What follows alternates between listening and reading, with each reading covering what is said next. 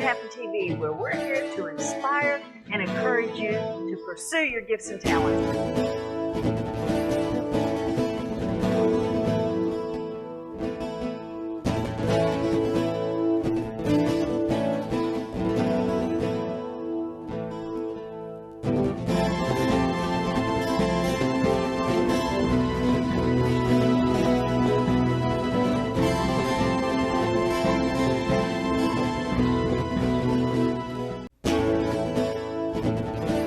Welcome again to Making It Happen. We've got another terrific show for you today. A young lady from Dallas, Fort Worth named CoCo. She's a comedian, so she goes by CoCo, or Comedian CoCo it is.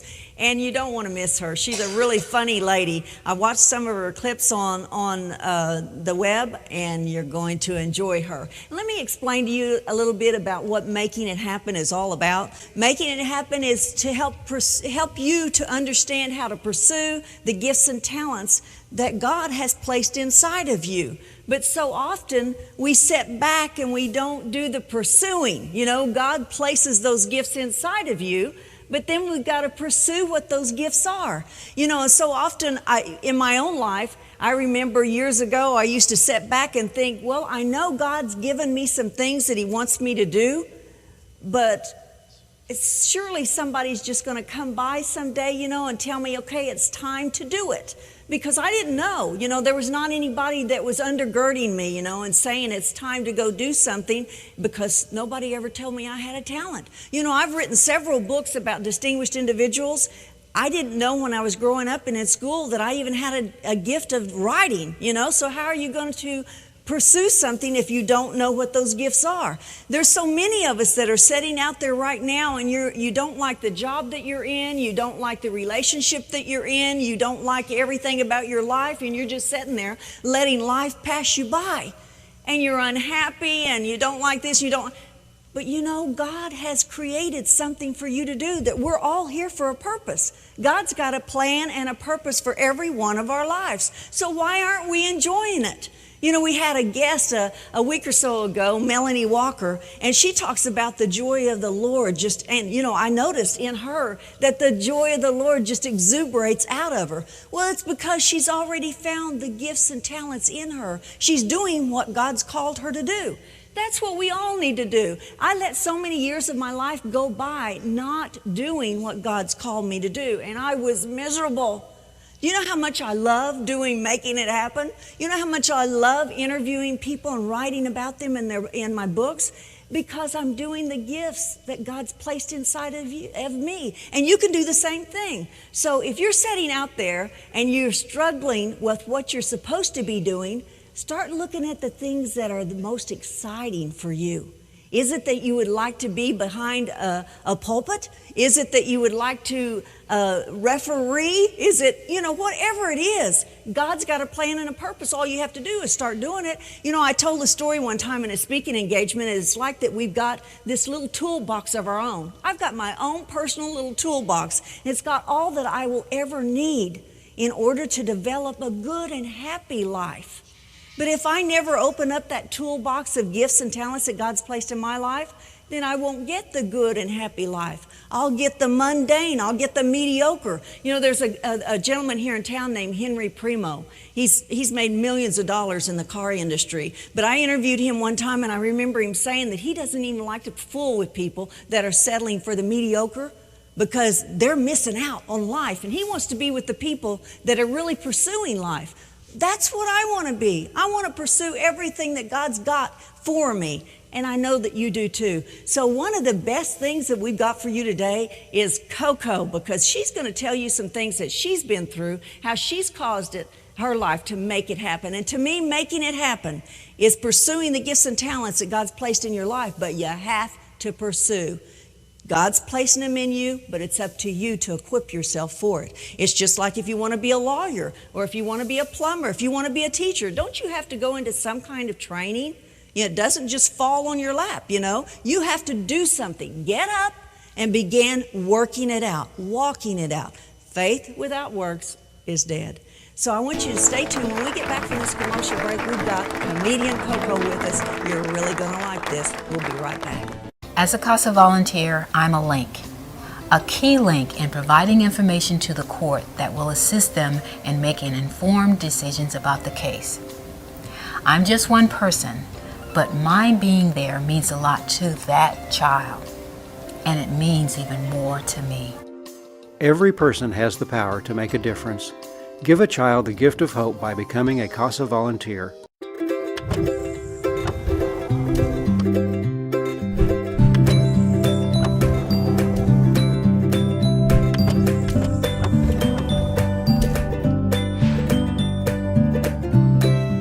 Welcome back. And of course we have here with us CoCo, comedian CoCo, and it's really CoCo Morgan, right? Well, it's Cassandra Morgan, Cassandra Morgan? but I do go by CoCo Morgan. Okay, so where does CoCo come from? Well, when I was born with a twin. And so my mom named us Yolanda and Cassandra. And so in my community, everybody has to have a nickname, right? So you get a nickname either at birth, at 5 years old, or at 10. So, but Yo-Yo is short for Yolanda. So you have to have rhyming nicknames. And Okay. so CoCo rhymes with Yo-Yo, thus Yo-Yo and CoCo. That's So where your I got sister my was name. Yo-Yo and you were CoCo? Yeah, Oh and my I'm goodness. CoCo, so- Now, is there a reason why you have to have rhyming? Is that just a thing in your family, you That's mean, or just the community? something in my community. Oh, wow. When did you actually start? And what made you want to be a comedian? Well, actually, all my life, I've kind of been like the little clown, you know, just kind of clowning around, messing with people all the time.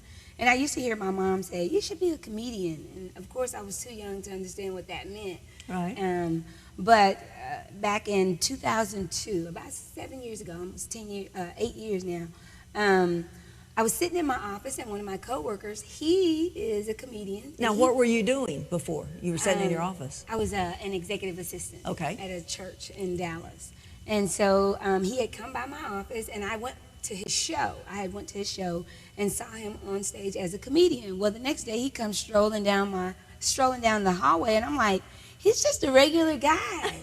I can do that, you know? Wow. And it had always been like a little secret between myself and God. Well, you know God doesn't keep secrets. You know that, right?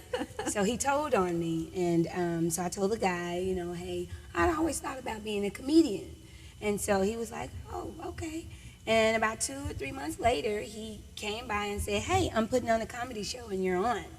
And he gave me 3 minutes, and I actually won. So You're kidding. Yeah, I won $100. Wow, that's one. So then that told you right then that you were supposed to be a comedian, or did you wrestle with it for a little bit? Well, I still kind of wrestled with it, but in my heart, it was confirmation that, yeah, this is probably the place I want to be.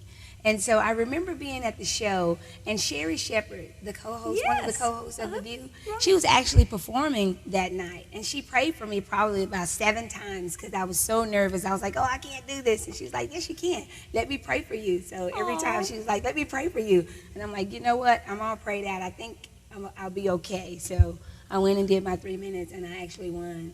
Wow. So then, have you been traveling all over the U.S., or are you general, in a general area, or? No, yes, ma'am. I've traveled all over from Los Angeles to Atlanta. I've even done travel internationally. Wow. I've been to St. Martin and Barbados, and Wow. so I've had an opportunity to go, many places in the U.S. I mean, California, Berkeley, San Francisco, Oakland, Houston, Dallas, of course, New York, Detroit. So I've been quite a few places. Well, now, with being a comedian, like I think I mentioned earlier that there was, we had a guest, Barry McGee, and one of his characters that he portrays is Harvey Tater. And I mean, we just fell in love with this guy and laughed our socks off. But as a comedian, is that different than being a singer or a songwriter or a musician or something like that? I mean, do you have to kind of have a different kind of mindset, to... I think so. You really do. I think so. Do you have to be a naturally funny person, or can you be just a sad, kind of humdrum person and be a comedian? Well, it's kind of like singing. Some people are not natural singers, but you take lessons, right, and you can learn how to sing. And with the comedy, sometimes you can take lessons and develop But it's all about timing. I think if you have timing, then yeah, people say natural, but if you have the proper timing, or if you're trained to have proper timing, then I think you can be a comedian. But most of the time, it's a natural thing. I mean, most of the time, comedians are. It's natural. Because that'd be the gift again, the gifts and the talents. It's okay. a gift. Yeah. So do you write your own material? I do. You do? I do. Now, how do you come up with that? Wait, the Holy Spirit first. I wouldn't be able to do it without it. But how do you come up? I mean, is it things that are happening in your life, other people's? Definitely. Things happening in my life, your life, things that happen in other people's life. Oh, about what happens in my life. It'd be hilarious. Just some things that I see, that may stick out, and I'm like, okay, I won't say your name, but it's just something funny that happened, and I can turn that around and present it on stage where people can relate to it, because it's all about people relating to what you're talking about. What you're doing, so right. A lot of it is church. I take, it's based off of Bible principles and scriptures in the Bible and things like that. Just kind of giving you some insight on the Bible, or giving you a different look, perspective at the Bible and things that go on at church. Right. So, well, you're just as cute as you can be. Thank I want to give you a lot of time to do your set. Okay. So, let's go for a quick commercial. When we get back, we're going to have CoCo make us laugh. We'll be right back.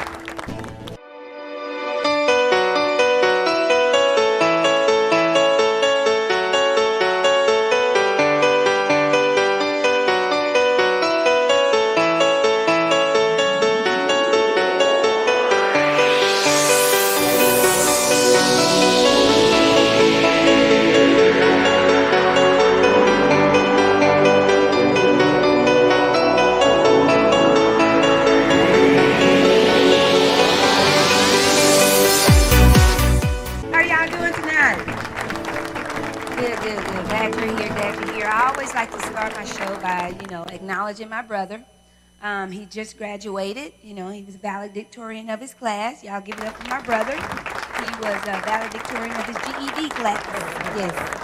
And not only that, he really made a great accomplishment because he was the youngest one in his class by far.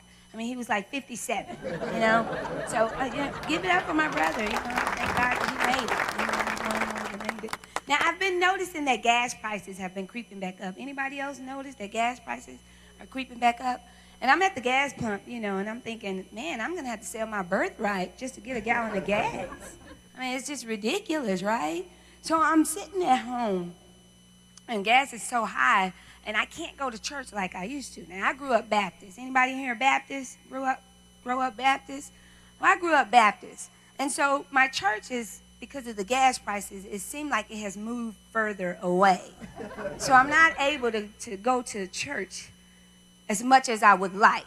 But I said, Lord, I still want to fellowship with the saints, right?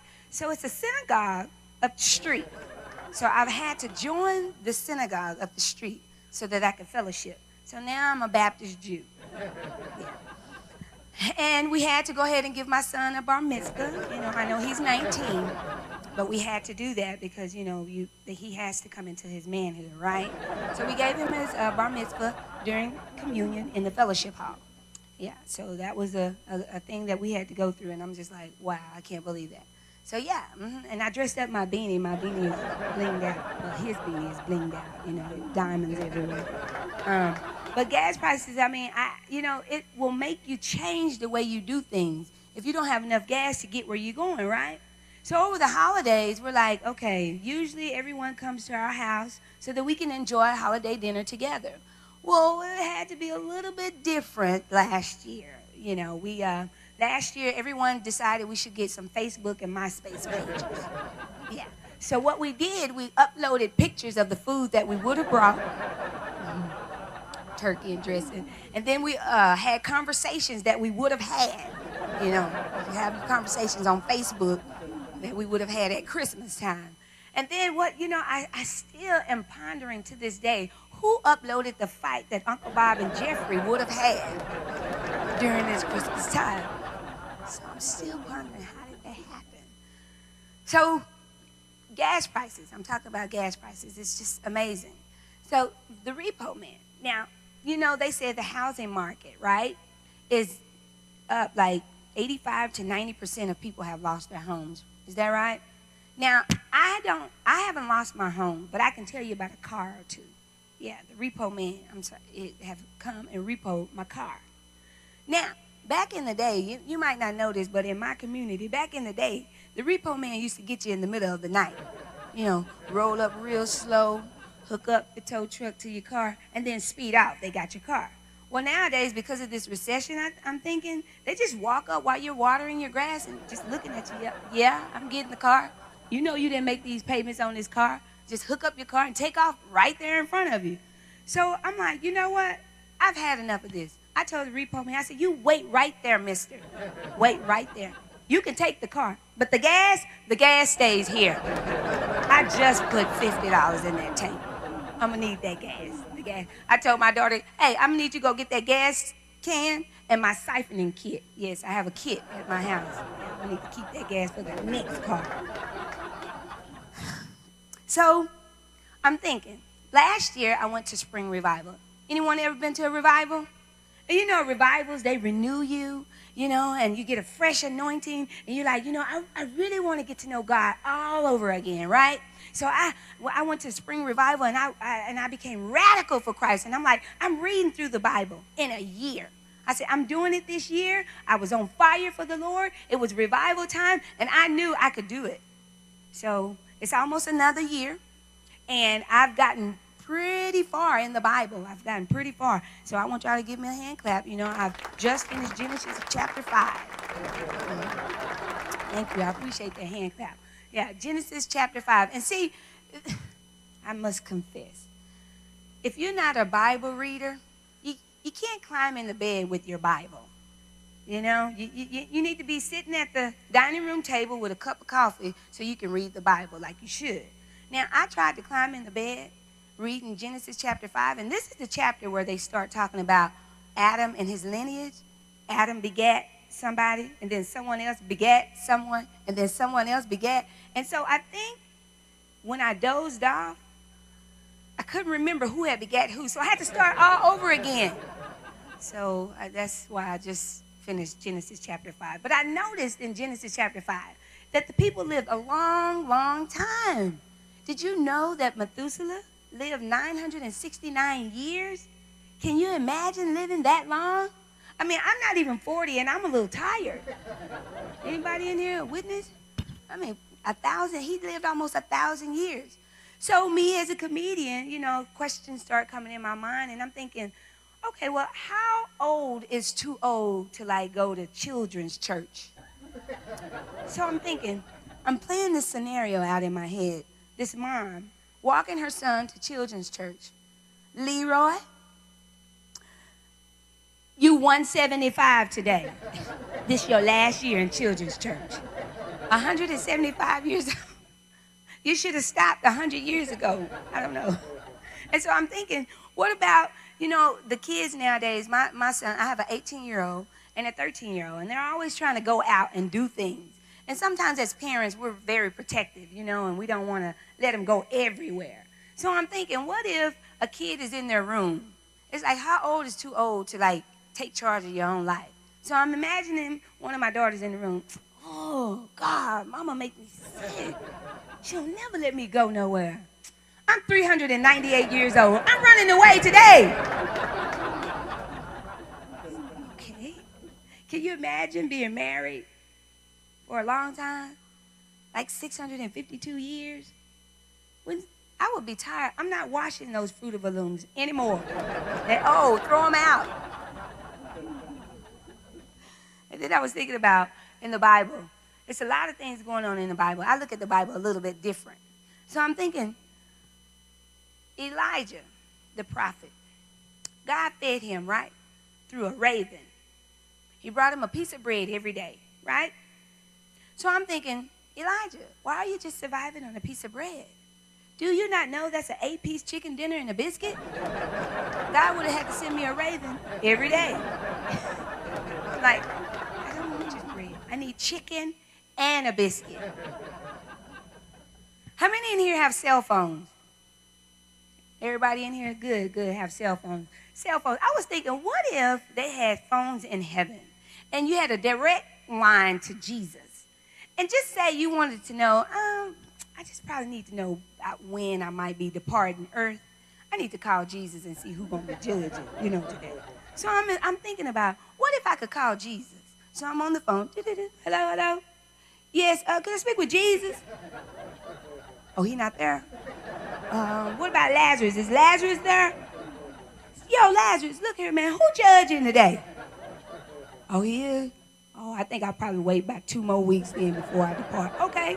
Well, look at here, Lazarus. Lazarus, why I got you on the phone? Can you check and see if my name is in the Lamb's Book of Life? Yeah. I'm just trying to see, if I'm in there.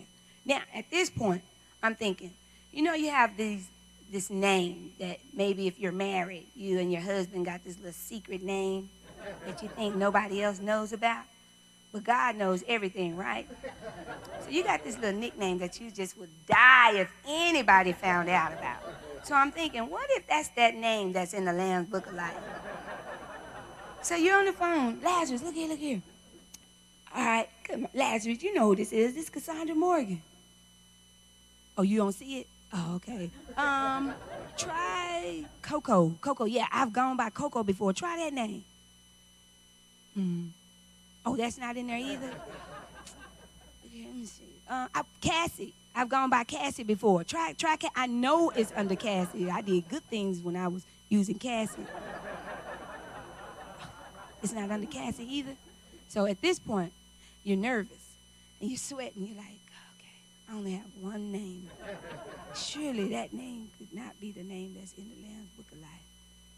So you get back on the phone. You're like, Lazarus, look at here. I got one more name. Can you check Chocolate Thunder?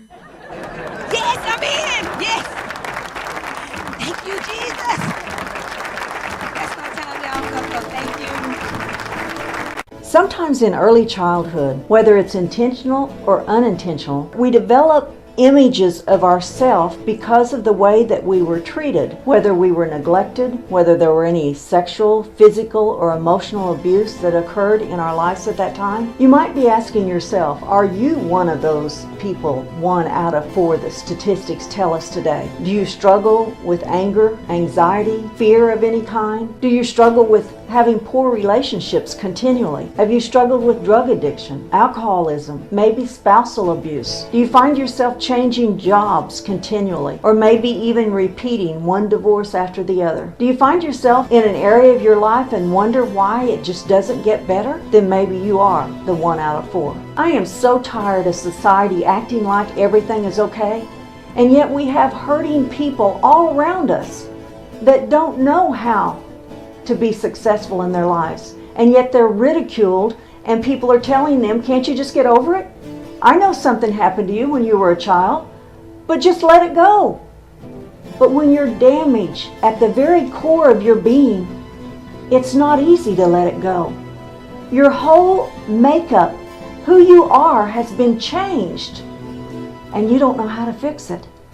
If a firm foundation has never been established in your life because of neglect or the other issues that I mentioned before, then you've already begun with the shaky ground. And with shaky ground, how do you ever get that real footing that you need, that you see in other people's lives that are successful?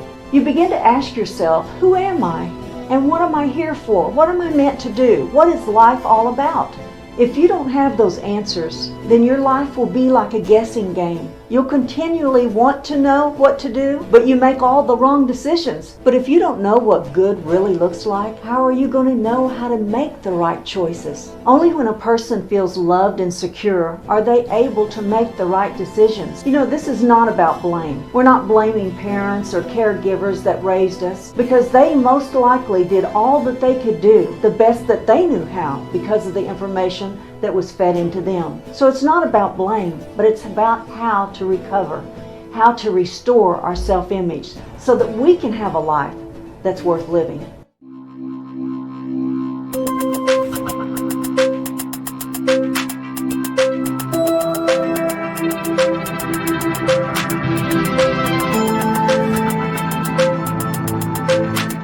People that haven't been in abusive situations, they think, what is wrong with you? Can't you just get over it? But you can't get over it unless somebody tells you how.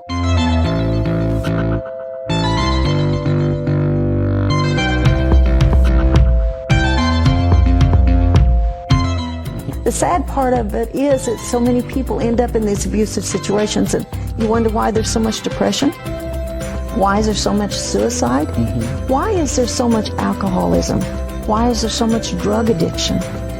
There's something causing all of that. Yes, it is. There's something inside of you that's hurting. And you need to understand why you're hurting. But I was still a child inside. Because, you know, when it's almost like you get stuck in a period emotionally, and you can't go anywhere with it. So I got to the point where suicide was on my mind constantly. You know, how can I get out of this? How can I just stop the pain? It was almost like I had an open wound that I couldn't get to heal.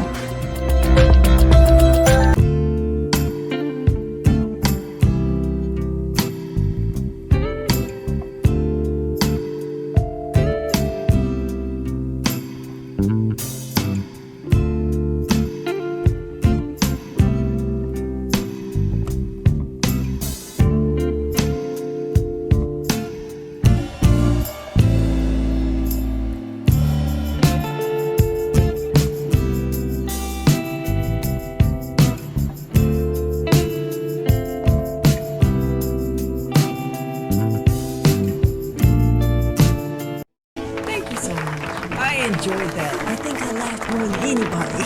I think you did too. I'm one of your fans now, see? I mean, anytime. Wasn't she funny? She's great. And you were just as cute as you can be. Listen, you guys, thanks for tuning in today. And be sure to join us next week. We will have another great guest, I promise you. So stay tuned. We'll see you next time. Child abuse and domestic violence can cripple you emotionally. Victoria will interview guests who are willing to share their stories of survival and the steps they are taking to heal themselves.